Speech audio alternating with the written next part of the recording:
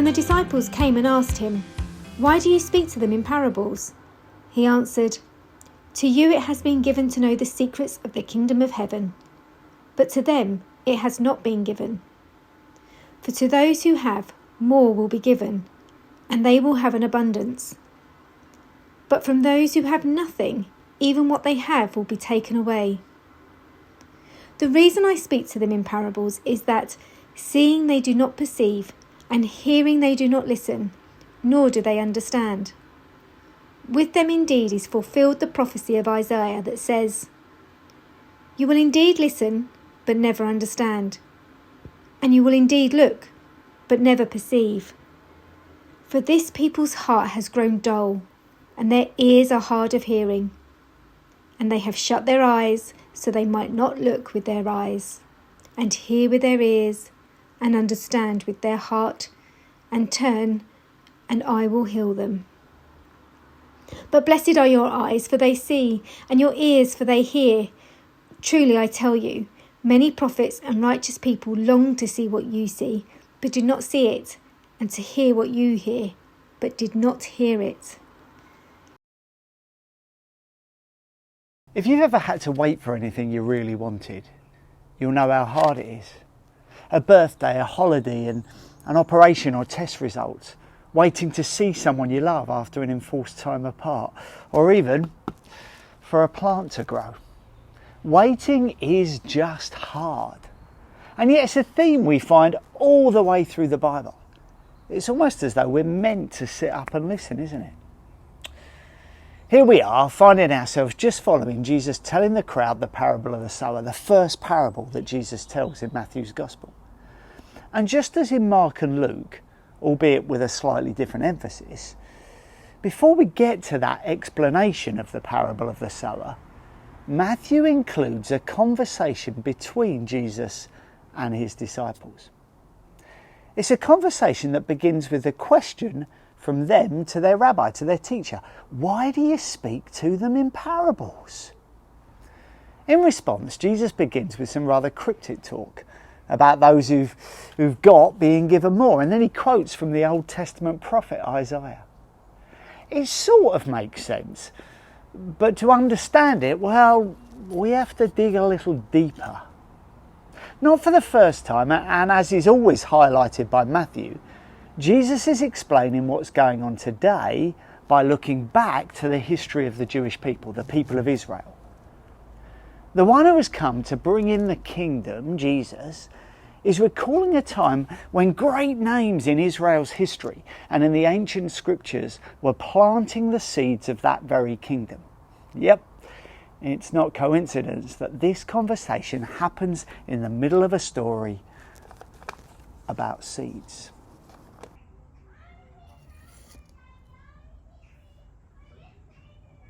Prophets had spoken of this kingdom.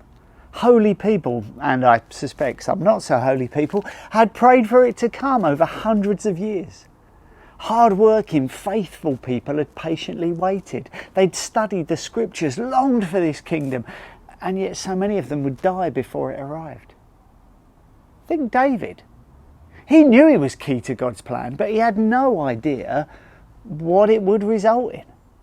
Or think of the prophet Isaiah, chosen by God to speak to his people, pointing towards a Messiah with such confidence, but without the details of who they might be. Think even Simeon, the old man who was promised he would see the Messiah before he died. He too prophesied as to who this baby was and what he would do, but died before he would see those prophecies fulfilled. Now, in this moment and through these kingdom parables, Jesus invites his disciples to take a sneak preview of something that had been planted and planned thousands of years before, that so many others would have given anything to see. The only catch? They can't seem to make sense of something that is happening right before their eyes. Even they are going to have to wait to understand the full picture.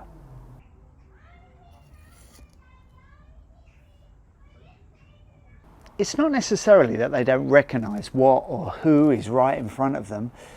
It's more that it's just not a kingdom shaped the way they expected it to be. All this rejection directed at Jesus from so many directions. Surely the one who was the Messiah would have everyone supporting them, or if not, overthrow those who stood against them. But once again, Jesus puts them straight. His message, he tells them, is only for those willing to believe. That's part of the deal. And those who choose not to believe, they are the people who will hear these stories, see everything that Jesus does, and still not understand. For them, it will be like watching a film without sound. It will be almost impossible to work out exactly what's going on, to follow the plot. Unless, of course, you have the script, which is what's on offer to the disciples.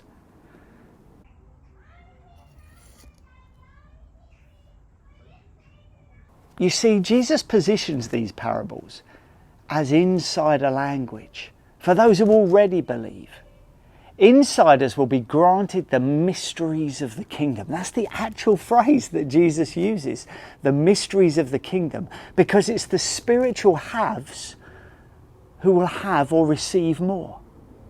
Once again here, we're being reminded that when it comes to the message of the good news, there's no sitting on the fence.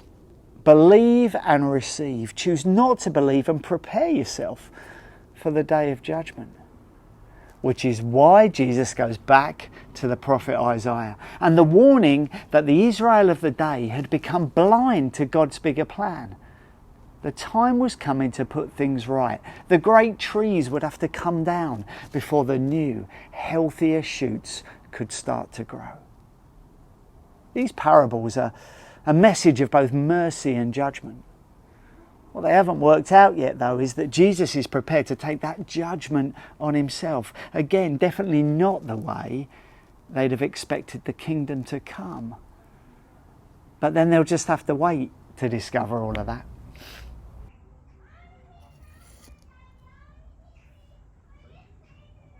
There's so much in this for us to reflect on. The fact that there's always a bigger God story going on, always more than first meets the eye, because as more words from the prophet Isaiah remind us, God's ways are not our ways. Sometimes, in fact, if not often, God chooses to reveal only part of the story, as he did through Jesus with the parables and so many aspects of the coming of his kingdom. The challenge, or maybe the opportunity for us, is to be ready then for the unexpected and for things to happen not in a me-shaped way, but in a God-shaped way. And more than anything else, while we wait to see how it all pans out, not to focus on seeking all the answers to our questions, but to seek the one who chooses to reveal his plans in his own good